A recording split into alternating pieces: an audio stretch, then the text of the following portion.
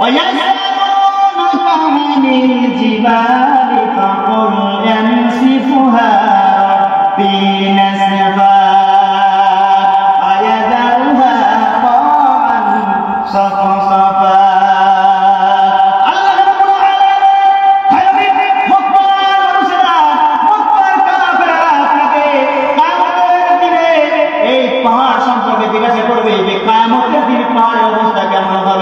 সম্পর্কে আপনাকে জিজ্ঞাসা করবে, আপনি তখন বলবে কিয়ামতের দিনে পাহাড় আল্লাহ তাআলা চূর্ণ বিচূর্ণ করে দিবে।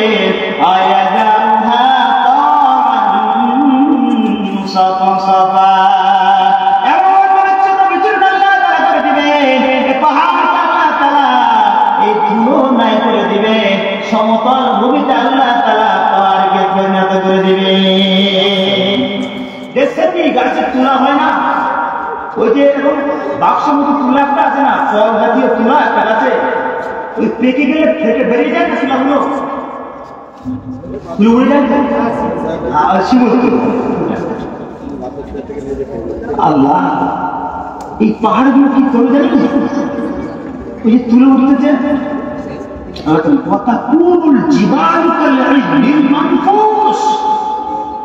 পাহাড়গুলো তুলোর নাই উঠতে থাকে। পাহাড় দেখছি না, বিশাল বড় বড় পাহাড়, বিশাল হিমালয় পর্বত দেখছেন না আপনারা, কত বড় বড় তো 36,000 ফিট উচ্চতা। কতটা? 36,000 ফিট উচ্চতা। এই পাহাড়টা আল্লাহ বলেন তুলোর তোলা বলে, তুলোর বলে।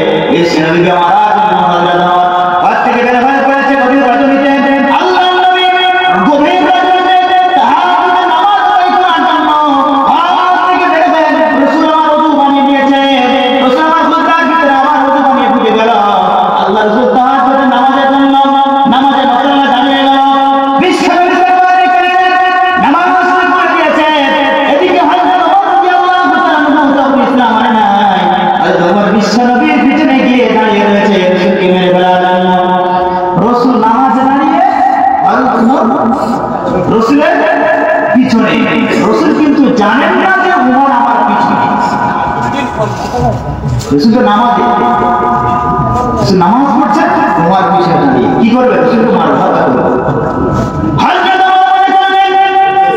মুহাম্মদ সাল্লাল্লাহু আলাইহি ওয়াসাল্লাম নামাজ শুরু করে দিয়েছে, নামাজ অবস্থাতে মারা যাবে না, নামাজ শেষ করে দিয়ে বিশ্ব নবীকে মেরে ফেলবো, আমি হত্যা করে ফেলবো। আল্লাহ নবী সাল্লাল্লাহু আলাইহি ওয়াসাল্লাম ঠিক নামাজের ভিতরে কোরআন কারীম তেলাওয়াত শুরু করেছে, হযরত ওমর দাঁড়িয়ে রয়েছে, ভাইরে কোরআন কারীম তেলাওয়াত শুরু করে দিয়েছে। আল্লাহ মনে মনে করলেন যাই হোক কোরআন তেলাওয়াত শেষ করলে বিশ্ব নবী মুহাম্মদ রাসূলুল্লাহ সাল্লাল্লাহু আলাইহি ওয়াসাল্লামকে হত্যা করে ফেলবো। হযরত ওমর পিছনে দাঁড়িয়ে শুনতেছেন তেলাওয়াত, আল্লাহ নবী কোরআন কারীম তেলাওয়াত করতেছেন,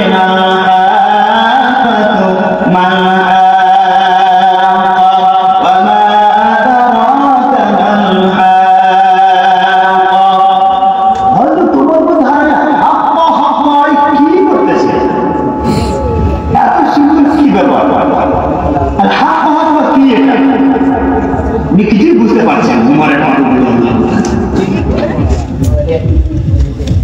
রসুল কিন্তু সম্ভব হয়তো তুমুর পিছনে দাঁড়িয়ে দাঁড়িয়ে চিন্তা করছে, বুঝে এসেছি মনে হয় মুহাম্মদ সাল্লাল্লাহু আলাইহি ওয়াসাল্লাম কবি টবি হতে পারে, কোন একজন বড় কবি টবি হতে পারে।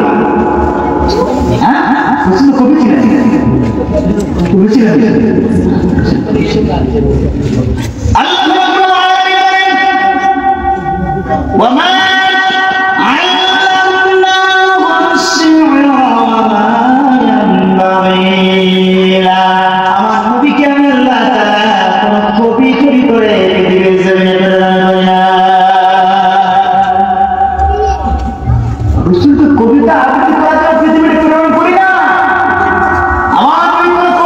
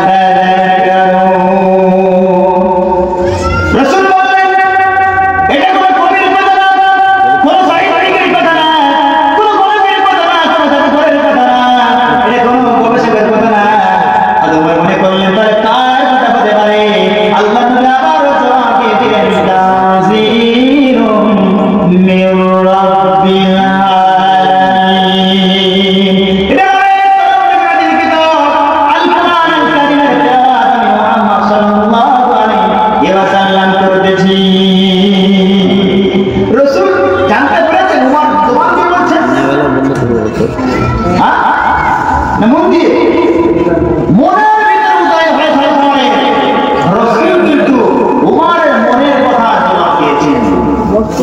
এক নম্বর প্রশ্ন।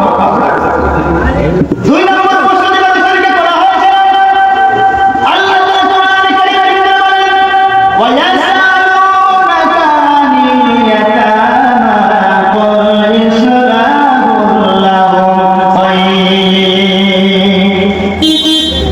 আল্লাহ নবী মক্কা মানুষকে মক্কা কাফেরদের আপনি বলে তারা যেন এতিমদের সাথে ভালো ব্যবহার করে।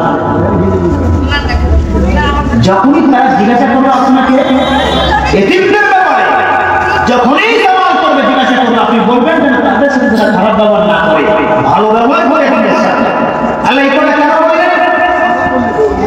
কেন বললেন আল্লাহ এতিমদের সাথে ভালো ব্যবহার করতে হবে কেন বললেন? কারণটা আছে। ওই সময় মক্কার মানুষেরা, মক্কার কাফেররা তারা এতিমদের সাথে দুর্ব্যবহার করত, খারাপ ব্যবহার করত।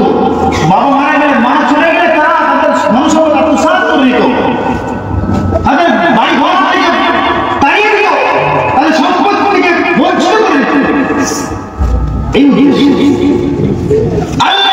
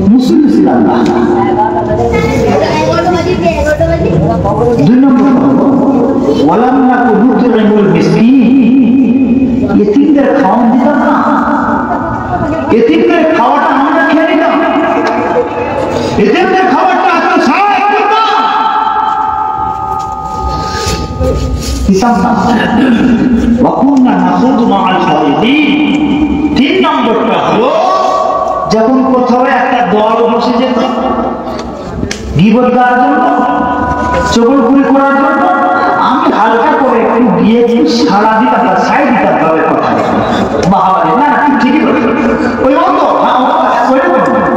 ঠিকই বলেছে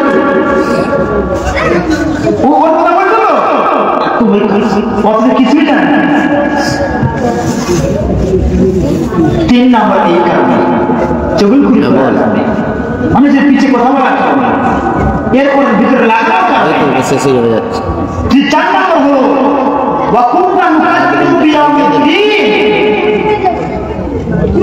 বিচার দিবসকে অস্বীকার করতাম না কেমন হবে বেকার হবে না আমি কেমন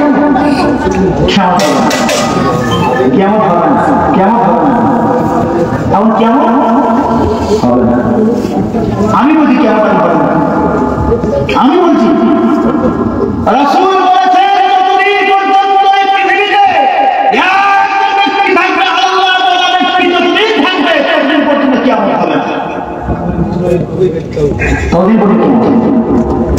একজন পুরো আপনার থাকনা বাড়ার মতো না